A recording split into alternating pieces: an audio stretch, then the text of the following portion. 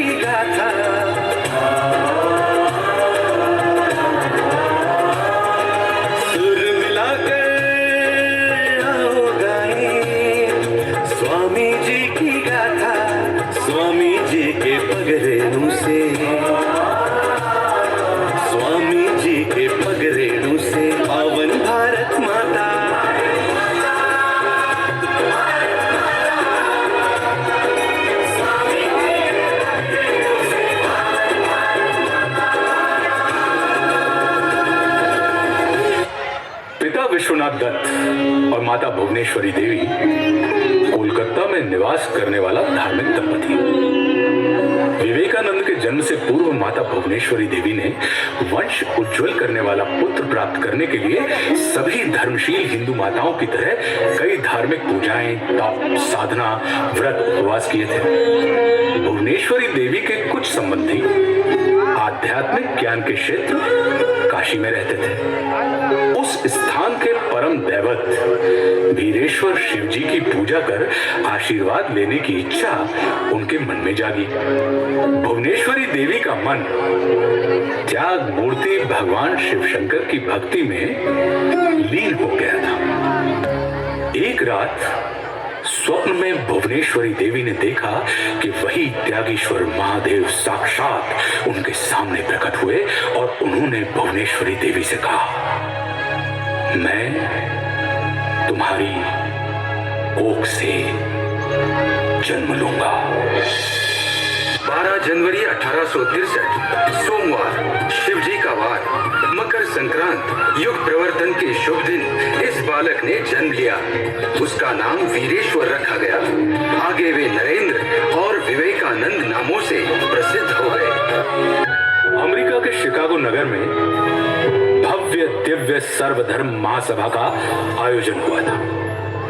देश विदेशों से विभिन्न धर्मों के प्रतिनिधि उसमें हिस्सा लेने आने वाले थे। हर कोई अपना ही धर्म किस प्रकार श्रेष्ठ है ये दिखाने का प्रयास करने वाला था। हर कोई पूरी तैयारी के साथ सभा में बोलने वाला था।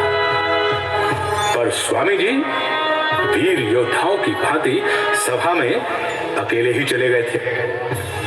Mr. Vivekananda from India. मन ही मन गुरु के चरण स्पर्श कर, माँ सरस्वती को वंदन कर ये आर्यपुत्र सभा के समक्ष खड़ा था। सबने देखा, ये तो ज्ञान भास्कर है और प्रज्वलित सूर्य अवतरित हुआ। जैसे महाप्रकाश रूप किरणों ने सभा को शुभ्र दिव्यता से भर दिया।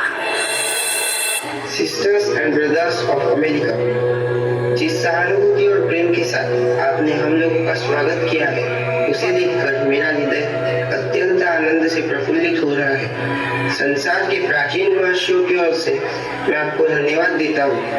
मुझे एक ऐसे धर्म का अनुयायी होने का गर्व है जिसने संसार को सहिष्णुता और सभी धर्मों को मान्य प्रदान करने की शिक्षा दी है।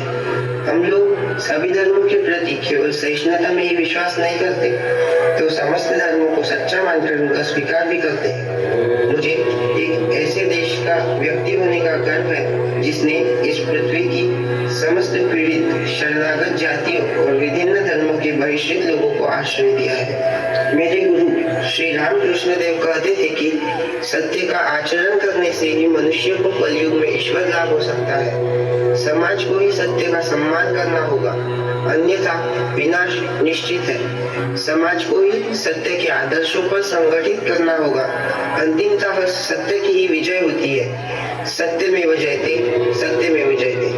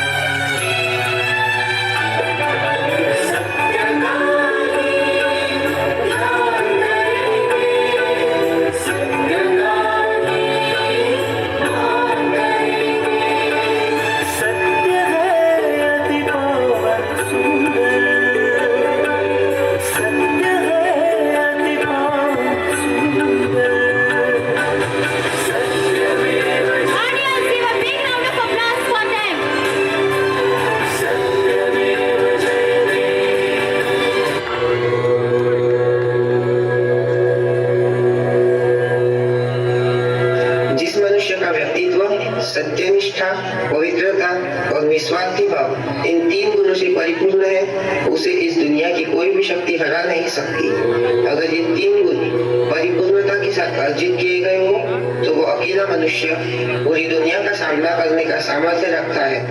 ऐसे व्यक्तित्व का निर्माण करने में माता पिता व गुरुजनों का अमूल्य योगदान होता है। भेद, भ्रष्टाचार, हिंसा आदि से केवल विनाश होता है। ये सभी दुर्गुण जीवन से हटा दो, आत्मशक्ति जागृत करो, उठो, जागो, उत्तिष्ठ, जागृत। 2 पंक्तियां आपके लिए। फूलों की सुगंध तो हवा की दिशाओं में ही फैलती है। फूलों की सुगंध तो हवा की दिशाओं में ही फैलती है।